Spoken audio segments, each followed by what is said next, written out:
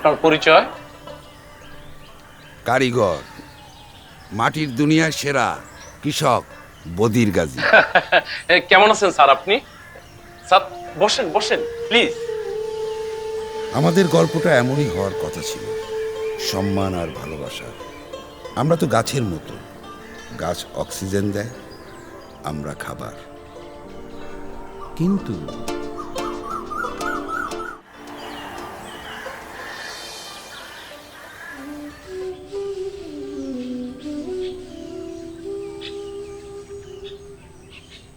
কি মজিদ ভাই, শুয়ে রইছো কেন? কাজ কবে শুরু করবা? হাতের যে অবস্থা রে ভাই, কেমনি কি করব? কেন ঋণ পাও নাই?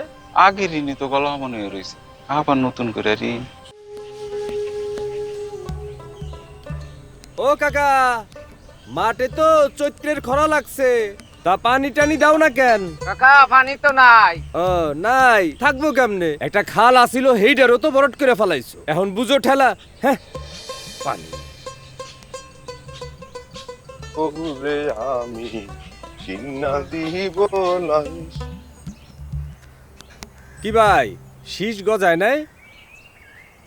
শীষ ধান তো সব গরুর ঘাস হয়ে গেছে রে ভাই, আমার সব শেষ হয়ে গেছে। তাহলে অভিযোগ করো।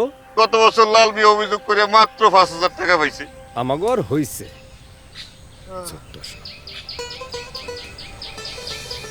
গফুর ভাই তো পথে বসে গেছে। শুনছি আর নাকি জমি জিরা তো আবাদ করবো না। আপনার বীজটা তো ভালো পড়ছে। খালি ভালো বীজ হলে হবে মিয়া, সার লাগবো না। কিরে তোর এবার ধান কেমন হইব? না, লাল হয়ে রয়েছে, কোন ডিলারের কাছে সামনে। বুঝো না, ওরা এবার বেশি দামে বেচবো। রাখ, ম্যাচ গরম আছে। আরে নিজের টাকা দিয়ে সার কিনবো, তারপর লাইনে দাঁড় থেকে কিনবো? কতটা অসহায় আমরা।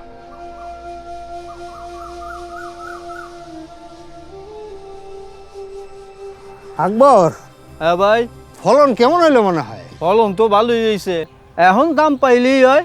সার কিনিতে হয় আর বীজ কিনি ডলারে।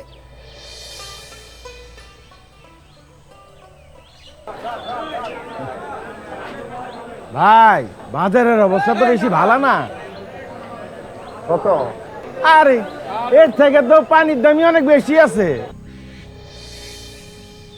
সবারই সব কিছু হয়, আমাকেও কিছু হয় না। আনোয়ার গাজী তো জমি জিরা ছেড়ে ঢাকা গেছে গা, গার্মেন্টসে কাম নিছে। কামলা কাম লইলো বালা, বেতন তো ঠিক মতন পাওয়া যায়। হাজিরা কমার সম্ভাবনা। দাঁড়ান, আজ দেশ জুড়ে কৃষি নিয়ে অসংখ্য সমস্যা। এত সমস্যা দেখে কৃষকের কৃষির প্রতি বিতৃষ্ণা জন্মাচ্ছে। হবে না স্যার, সবাই তো বলে, কেউ তার সমাধান করেন। সমাধান জিয়াউর রহমান শুরু করেছিলেন। জিয়াউর রহমান 1979-80 সালে সমাধানের পথ দেখিয়েছেন, কাজ শুরু করেছেন। উনি বীজ অধ্যাদেশ, কৃষি সংরক্ষণ প্রকল্প, কৃষি সংরক্ষণের জন্য গুদাম লোন এবং খাল খননের কথা বলেছেন। আপনারা কি জানেন তারেক রহমানের ভাবনাটা কি? কৃষকদের কাছে যাবেন, কৃষকদের কথা শুনবেন।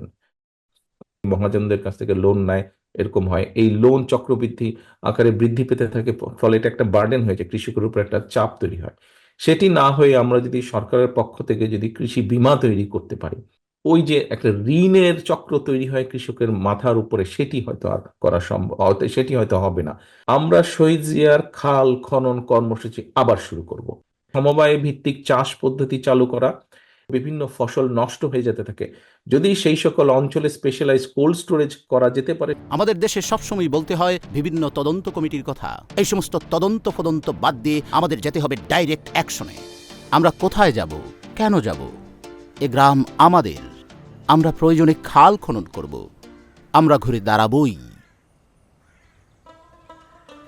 আমাদের সমস্যাটা কি জানেন? আমরা লাভের আশায় সবাই একই ফলন ফলাই।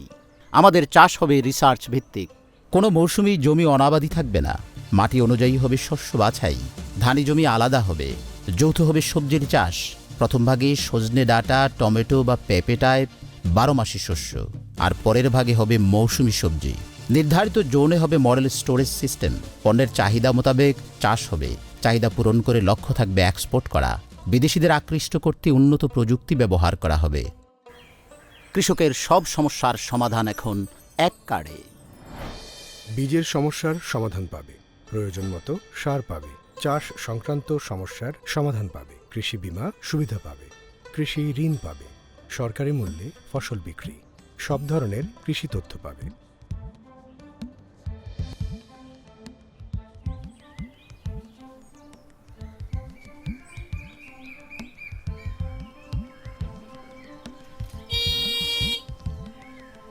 আসসালামু আলাইকুম। ওয়ালাইকুম আসসালাম। স্যার আমি সিটস অ্যান্ড কোম্পানি থেকে আসছি। নো স্যার, বাংলায় বলেন। স্যার কি বলেছেন? জনাব, বাংলায় শুনতে চলেন। জি চলেন। আমাদের বীজ কিন্তু মানে খুবই উন্নত এবং পরীক্ষিত বীজ। স্যার আমার সারটা নেন স্যার। স্যার আমার সারের ফলন অনেক ভালো স্যার। স্যার সরকারি রেটে দিব স্যার। আমাদের বীজটা খুবই উন্নত, খুবই ভালো। আপনার বিলিং সিস্টেম? স্যার জনাব আপনি বলুন। ভালোই তো হয়েছে, আবাদ পাতির কোনো ঝামেলা নাই, মালপত্র বেচা কেনার কোনো ঝক্কি নাই, কার্ডের মাধ্যমে ন্যায্য মূল্যে দামও পাই। ধন্যবাদ।